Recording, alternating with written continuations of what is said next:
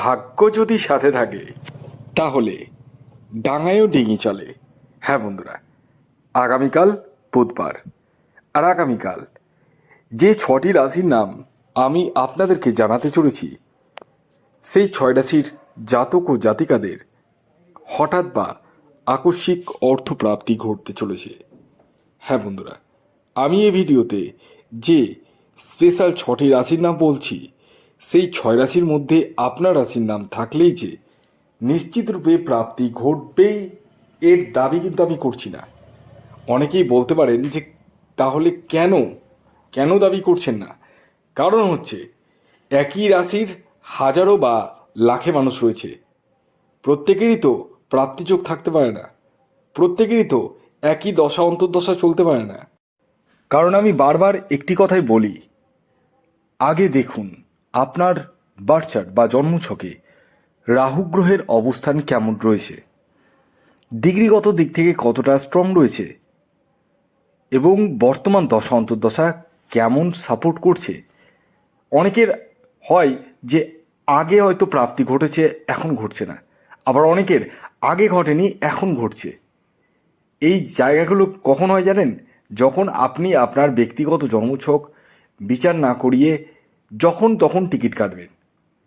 আর এই যখন তখন টিকিট কাটলেই বা প্রতিদিন টিকিট কাটলেই অর্থ লাভের থেকে লসের জায়গাটা কিন্তু রয়েছে। আর যখন আপনি ব্যক্তিগত জন্মছক বিচার করিয়ে নেবেন, তখন আপনি জানতে পারবেন যে কোন সময় টিকিট কাটলে আপনার প্রাপ্তি ঘটবে, কোন মাসে টিকিট কাটলে আপনার প্রাপ্তি ঘটবে। এই জায়গাগুলো যখন জেনে যাবেন না, তখনই আপনার কিন্তু বড় ধরনের প্রাপ্তি ঘটবে। যারা যারা আমার কাছে ব্যক্তিগত জন্মছক বিচার করাচ্ছেন, তাদেরকে কিন্তু আমি সমস্তভাবে গাইড করে দিচ্ছি, এবং অনেকের প্রাপ্তিযোগ নেই, তাকেও আমি বলে দিই যে আপনার প্রাপ্তিযোগ নেই এবং রাহু রক্ষা কবচ ধারণ করে কোনো লাভ হবে না। আর যাদের প্রাপ্তিযোগ রয়েছে তারাই কেবলমাত্র রাহু রক্ষা কবচ ধারণ করুন, এবং এই রাহু রক্ষা কবচের কাজ হাতে নাতে দেখুন। আসুন, আগে আমি আপনাদেরকে জানিয়ে দিই আগামীকালের শুভ সময় কখন রয়েছে এবং কখন রয়েছে অশুভ সময়। তারপর আমি একে একে 6টি রাশির নাম এবং তাদের টার্গেট নাম্বার জানাতে চলেছি।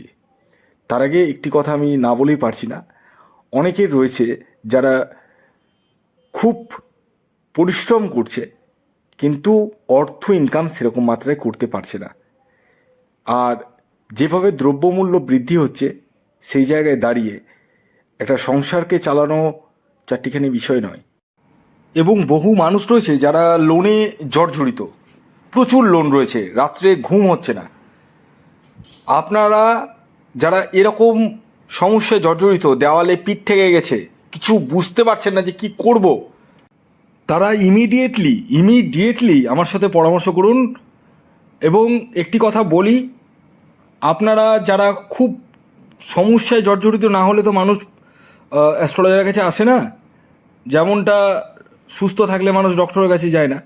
তো সমস্যা যাদের খুব রয়েছে তারা আমার সাথে যোগাযোগ করতে পারেন, এবং জন্মছক বিচার করার পর আমি আপনাদেরকে গাইডেন্স দিয়ে দেব কীভাবে আপনি একটা ভালো লাইফ লিড করতে পারবেন এবং টেনশন মুক্ত জীবন আপনি পাবেন। খুব দাবি নিয়ে বলছি কথাগুলো, খেলা কথা নয়। কারণ আমি যেসব মানুষকে দেখি তাদেরকে বেটার করার জন্য আমার তরফ থেকে যা যা করার আমি করে দিই।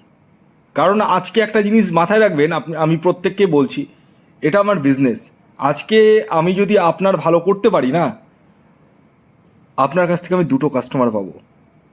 এই জিনিসটা আমি সবসময় মাথায় রাখি।